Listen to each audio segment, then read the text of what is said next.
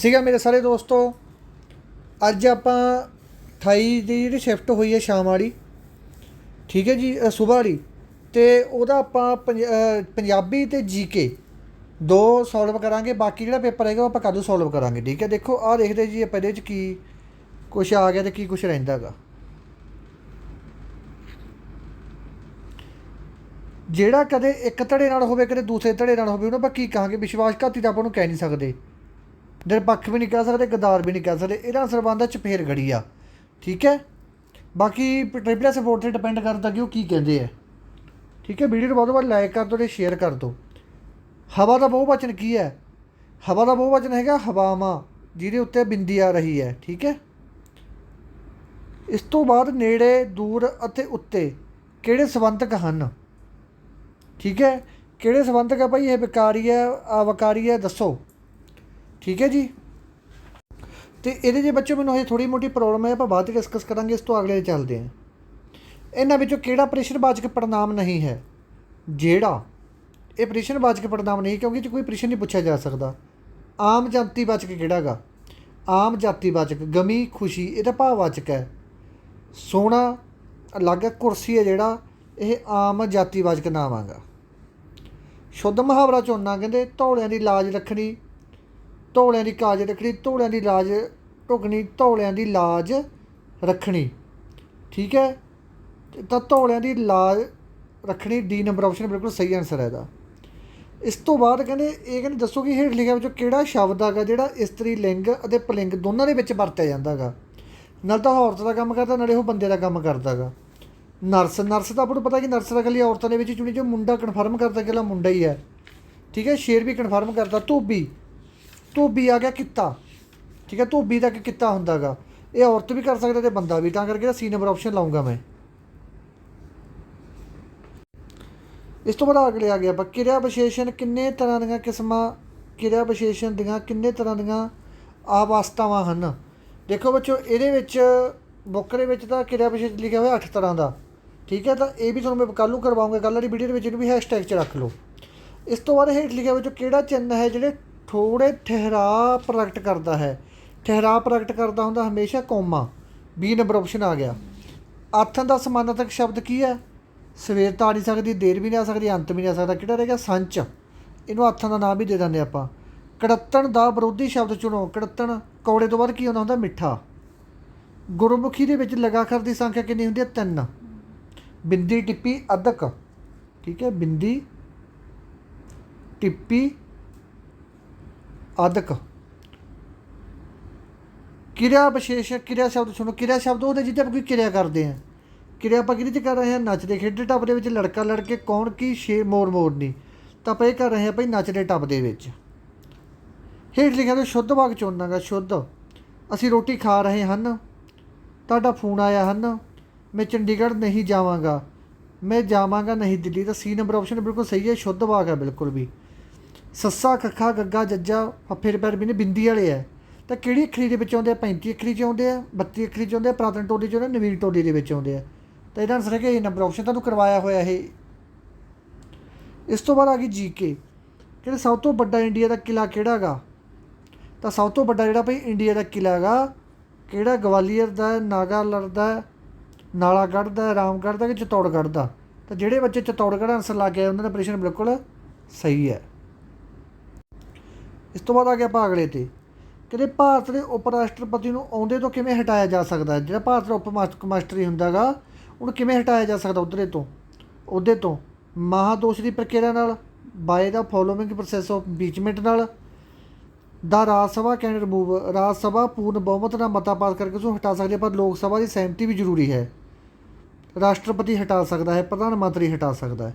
ਦੇਖੋ ਬੱਚਿਓ, ਭਾਰਤ ਦੇ ਉਪ ਰਾਸ਼ਟਰਪਤੀ ਦੇ ਅਹੁਦੇ ਤੋਂ ਕਿਵੇਂ ਹਟਾਇਆ ਜਾਂਦਾ? ਨਾ ਤਾਂ ਆਹ ਹਟਾ ਸਕਦਾ, ਨਾ ਆਹ ਹਟਾ ਸਕਦਾ, ਠੀਕ ਹੈ। ਤਾਂ ਆਹ ਲੈਣਾ ਦੋਨੇ ਸਹੀ ਹੈ, ਦੋਨੇ ਪ੍ਰਸ਼ਨ ਸਹੀ ਬਣਦੇ ਆ ਭਾਈ ਇਹ।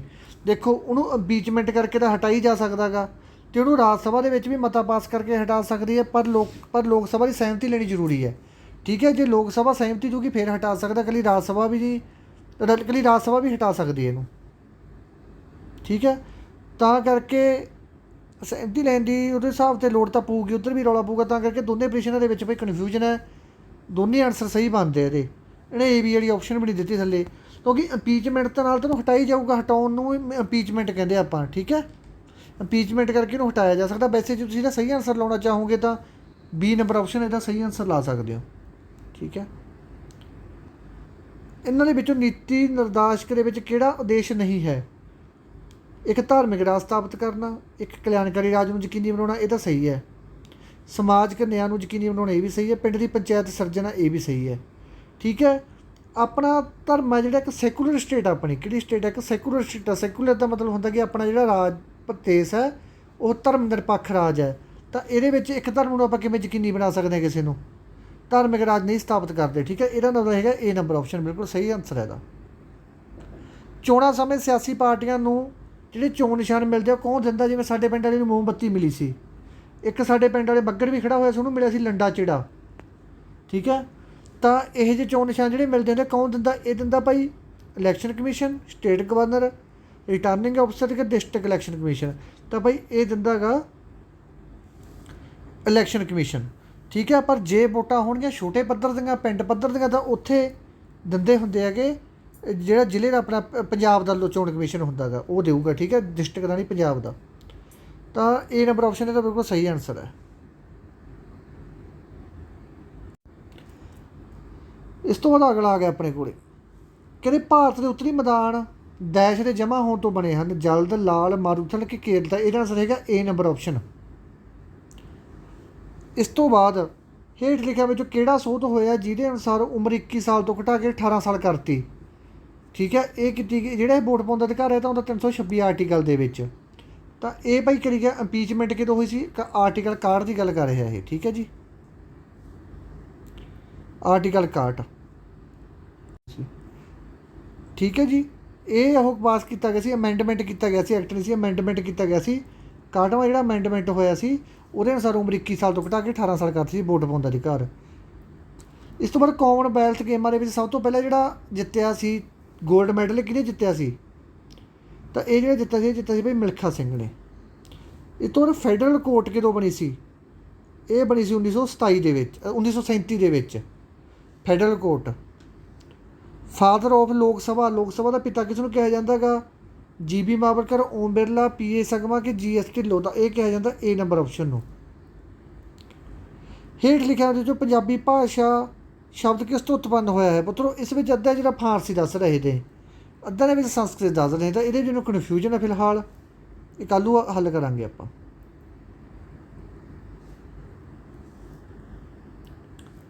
ਇਸ ਤੋਂ ਬਾਅਦ ਅਗਲਾ ਕਹਿੰਦੇ ਹੇਠ ਲਿਖਿਆ ਵਿੱਚ ਕਿਹੜਾ ਚੋਣ ਸਭਾ ਲਈ ਚੋਣ ਲੜਨ ਦੀ ਯੋਗਤਾ ਨਹੀਂ ਹੈ? ਵਿਅਕਤੀ ਭਾਰਤ ਦਾ ਨਾਗਰਿਕ ਹੋਣਾ ਚਾਹੀਦਾ, ਤਾਂ ਯੋਗਤਾ ਹੈਗੀ ਹੈ।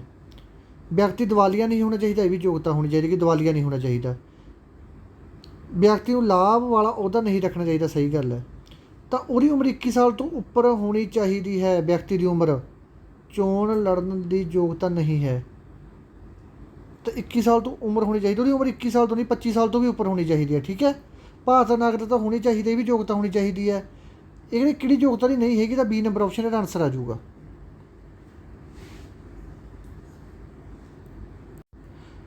ਠੀਕ ਹੈ ਜੀ। ਇਸ ਤੋਂ ਬਾਅਦ ਚੱਲਦੇ ਆਪਾਂ ਅਗਲੇ 'ਤੇ।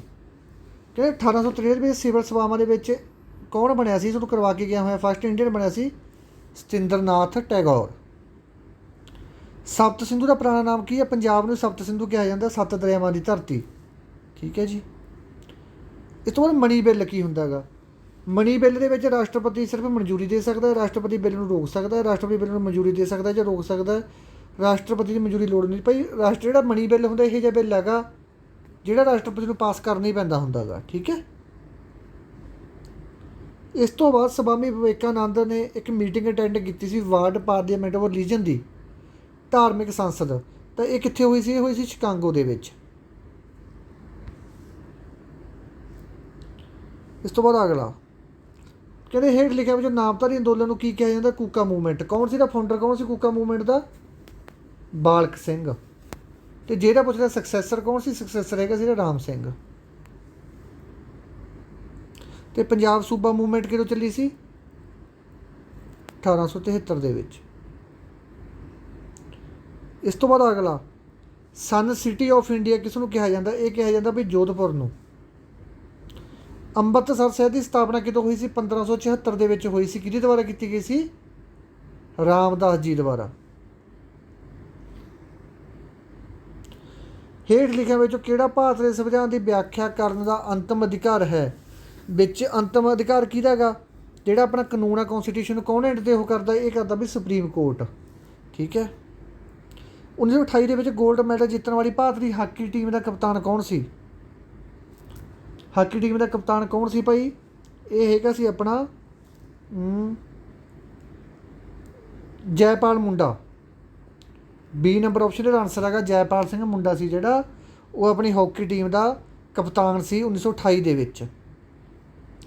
ਕੈਲਾਸ਼ ਸਿਧਾਰਥੀ ਨੂੰ ਨੋਬਲ ਪ੍ਰਾਈਜ਼ ਮਿਲਿਆ ਸੀ ਕਿਹੜੇ ਖੇਤਰ 'ਚ ਮਿਲਿਆ ਸੀ? ਇਹਨੂੰ ਮਿਲਿਆ ਸੀ ਭਾਈ ਪੀਸ ਦੇ ਵਿੱਚ, ਸ਼ਾਂਤੀ ਦੇ ਵਿੱਚ। ਅਤੇ ਮਦਰ ਟਰੇਸਾ ਨੂੰ ਵੀ ਸ਼ਾਂਤੀ ਦੇ ਵਿੱਚ ਹੀ ਮਿਲਿਆ ਸੀ।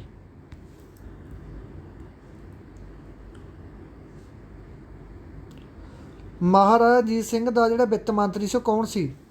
ਉਹ ਹੈਗਾ ਸੀ ਭਾਈ ਦੀਨਾਨਾਥ।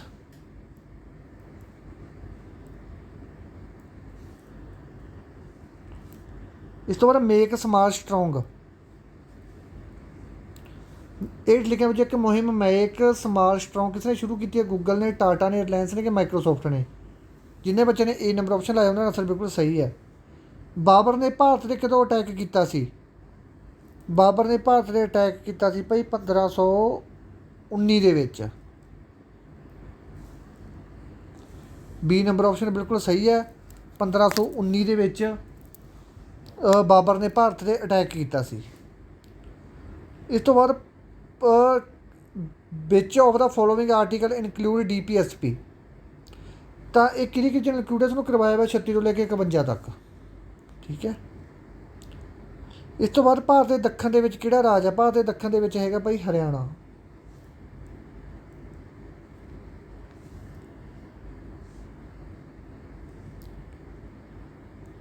ਇਸ ਤੋਂ ਬਾਅਦ ਵਿੱਚ among the article give power to central government to take over state into matter related national security. ਜੇਕਰ ਕੋਈ ਨੈਸ਼ਨਲ ਸਿਕਿਉਰਿਟੀ ਦਾ ਮੁੱਦਾ ਆ ਜੇ ਕਹਿੰਦੇ ਉਹਦੇ ਵਿੱਚ ਕੇਂਦਰ ਸਰਕਾਰ ਜਿਹੜੀ ਕੌਮੀ ਸੁਰੱਖਿਆ ਨਾਲ ਜੁੜੇ ਮਾਮਲਿਆਂ ਨੂੰ ਰਾਜ ਦੀ ਸੰਭਾਲਣ ਦੀ ਕਿਹੜੀ ਧਾਰਾ ਕੇਂਦਰ ਸਰਕਾਰ ਨੂੰ ਕੌਮੀ ਸੁਰੱਖਿਆ ਨਾਲ ਜੁੜੇ ਮਾਮਲੇ ਵਿੱਚ ਰਾਜ ਸੰਭਾਲਣ ਦੀ ਸ਼ਕਤੀ ਦਿੰਦੀ ਹੈ? ਇਹ ਦਿੰਦੀ ਹੈ ਵੀ ਜੋ ਨੈਸ਼ਨਲ ਐਮਰਜੈਂਸੀ ਲੱਗਦੀ ਹੈ ਆਪਣੇ, ਮਤਲਬ ਰਾਸ਼ਟਰਪਤੀ ਰਾਜ ਲਾਗੂ ਹੁੰਦਾ ਉਦੋਂ ਜਿਹੜੇ ਸਰਕਾਰ ਸੈਂਟਰ ਦੇ ਸਟੇਟ ਦੇ ਕੰਮ ਹੁੰਦੇ ਆ ਉਹ ਸਰਕਾਰ ਦੇ ਅੰਡਰ ਆ ਜਾਂਦੇ ਆ। ਠੀਕ ਹੈ ਨਾ, ਉਹ ਸਰਕਾਰ ਦੇ ਅੰਡਰ ਆ ਜਾਂਦੇ ਆ। ਤਾਂ ਇਹਦਾ ਆ ਗਿਆ ਭਾਈ ਆਰਟੀਕਲ 352 ਤੋਂ ਲੈ ਕੇ 360 ਤੱਕ 3 ਐਮਰਜੈਂਸੀਆਂ ਹੁੰਦੀਆਂ ਹੈਗੀਆਂ। ਸਭ ਤੋਂ ਪਹਿਲੀ emergency national emergency, state emergency ਅਤੇ ਫਾਈਨੈਂਸ਼ੀਅਲ ਐਮਰਜੈਂਸੀ। ਠੀਕ ਹੈ। ਇਸ ਤੋਂ ਬਾਅਦ ਹੇਠ ਲਿਖਿਆਂ ਵਿੱਚੋਂ ਕਿਹੜਾ ਸੰਸਦ ਵਿੱਚ ਪੇਸ਼ ਕੀਤੇ ਗਏ ਬਿੱਲਾਂ ਦਾ ਵਰਗੀਕਰਨ ਨਹੀਂ ਹੈ? ਮਨੀ ਬਿੱਲ ਵੀ ਹੈ, ਆ ਵੀ ਹੈਗਾ ਗਾ। ਇਹ 356 ਆਰਟੀਕਲ 368 ਦੇ ਵਿੱਚ ਆਉਂਦਾ। ਹਾਂ, ਇਹ 368 'ਚ ਆਉਂਦਾ ਸ਼ਾਇਦ 371 ਸ਼ਾਇਦ ਇਹ ਜਿਹਾ ਕੁਛ ਹੈ ਯਾਰ, ਮੇਰੇ ਦਿਮਾਗ 'ਚ ਸਕਿਪ ਹੈ। ਇਹ ਆਹ ਬਿੱਲ ਹੁੰਦੇ ਆ ਤਿੰਨੇ, ਪਰ ਸਪੈਸੀਫਿਕ ਬਿੱਲ, ਖਾਸ ਬਿੱਲ ਕੋਈ ਨਹੀਂ ਹੁੰਦਾ। ਤਾਂ ਇਹ ਆਨਸਰ ਗਲਤ ਹੈ ਇਹਦਾ। ਤਾਂ ਮਤਲਬ ਸਹੀ ਆਨਸਰ ਇਹ ਹੈ, ਉਹ ਗਲਤ ਹੈ ਇਹ। ਖਰੀਫ ਕਰੋਪ ਕਿਹੜੀ ਨੇ? ਖਰੀਫ ਕਰੋਪ ਤੋਂ ਯਾਦ ਕਰਾਇਆ ਹੋਇਆ ਖਰੇ ਬੰਦੇ ਕਾਹਦੇ 'ਚ ਖੜਨਗੇ? ਗਰਮੀ 'ਚ ਖੜਨਗੇ। ਗਰਮੀ 'ਚ ਆਪਾਂ ਕੀ ਲਾਉਣੇ? ਝੋਨਾ ਵੀ ਲਾਉਣੇ ਆ, ਬਾਜਰਾ ਵੀ ਲਾਉਣੇ ਆ ਅਤੇ ਮੱਕੀ ਵੀ ਲਾਉਣੇ ਆ।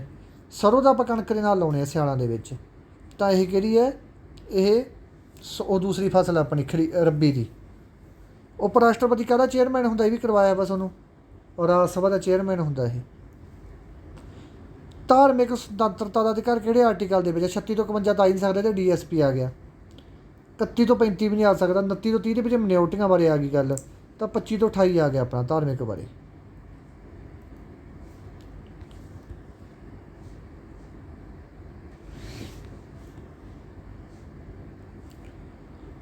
ਹੇਠ ਲਿਖਿਆਂ ਦੇ ਵਿੱਚੋਂ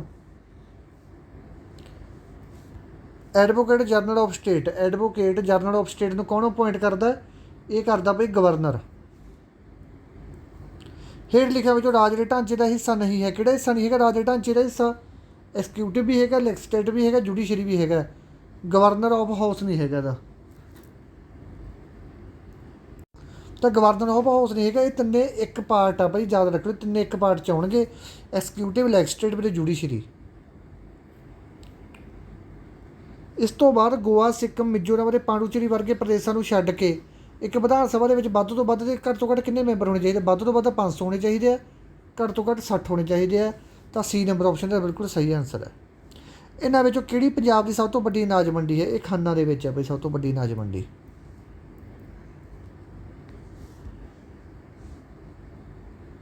ਰਾਜਪਾਲ ਦੇ ਅਹੁਦੇ ਦੀਆਂ ਸ਼ਰਤਾਂ ਨੂੰ ਕੌਣ ਨਿਰਧਾਰਿਤ ਕਰਦਾ ਹੈ? ਇਹ ਨਿਰਧਾਰਿਤ ਕਰਦਾ ਵੀ ਰਾਜਪਾਲ ਦੇ ਅਹੁਦੇ ਦੀਆਂ ਸ਼ਰਤਾਂ ਨੂੰ ਪ੍ਰੈਜ਼ੀਡੈਂਟ। ਠੀਕ ਹੈ, D number option. Heer Ranjha ਕਿਸੇ ਲਿਖੀ ਹੋਈ ਹੈ? ਬਾਦਸ਼ਾਹ ਦੀ। ਐਂਗਲੋ ਇੰਡੀਅਨ ਨੂੰ ਕੌਣ ਕਿੰਨੇ ਨਾਮਜ਼ਦ ਕੀਤੇ ਜਾਂਦੇ? 2 ਨਾਮਜ਼ਦ ਕੀਤੇ ਜਾਂਦੇ, ਇਹ ਗੱਲ ਯਾਦ ਰੱਖਣੀ ਹੈ। ਜਾਫਰਨਾਮਾ ਕਿਸ ਮੁਗਲ ਸਮਰਾਟ ਨੂੰ ਮੁਗਲ ਸਮਰਾਟ ਨੂੰ ਜਾਫਰਨਾਮਾ ਪੱਤਰ ਕਿਸ ਗੁਰੂ ਨੇ ਲਿਖਿਆ ਸੀ? ਸ਼੍ਰੀ ਗੁਰੂ ਗੋਬਿੰਦ ਸਿੰਘ ਜੀ ਨੇ। ਆਰਟੀਕਲ ਨਾਗਾਲੈਂਡ ਨੂੰ ਇੱਕ ਵਿਸ਼ੇਸ਼ ਦਰਜਾ ਦਿੱਤਾ ਗਿਆ, ਇਹ ਕਿਹੜੇ ਆਰਟੀਕਲ ਦੇ ਅੰਦਰ ਦਿੱਤਾ ਗਿਆ ਹੈਗਾ? ਆਰਟੀਕਲ 371। ਠੀਕ ਹੈ, ਇਹਦੇ ਵਿੱਚ ਆਪਾਂ ਪੰਜਾਬੀ ਵੀ ਕਵਰ ਕਰਤੀ, ਲਗਭਗ GK ਕਵਰ ਕਰਤੀ। ਕੱਲ੍ਹ ਨੂੰ ਆਪਾਂ ਮੈਥ ਕਵਰ ਕਰਾਂਗੇ। ਠੀਕ ਹੈ, ਅਤੇ ਕੰਪਿਊਟਰ ਤੁਹਾਨੂੰ ਪਹਿਲਾਂ ਕਵਰ ਕਰਤਾ ਸੀ ਮੈਂ। ਓਕੇ ਪੁੱਤਰੋ, ਅਤੇ ਧੰਨਵਾਦ ਮੇਰੇ ਦੋਸਤੋ। ਜਿਉਂਦੇ ਵੱਧ ਉਹਦੇ ਵੀਡੀਓ ਧਿਆਨ ਨਾਲ ਦੇਖ ਲਓ ਸਾਰੇ ਬੱਚੇ। ਠੀਕ ਹੈ ਜੀ।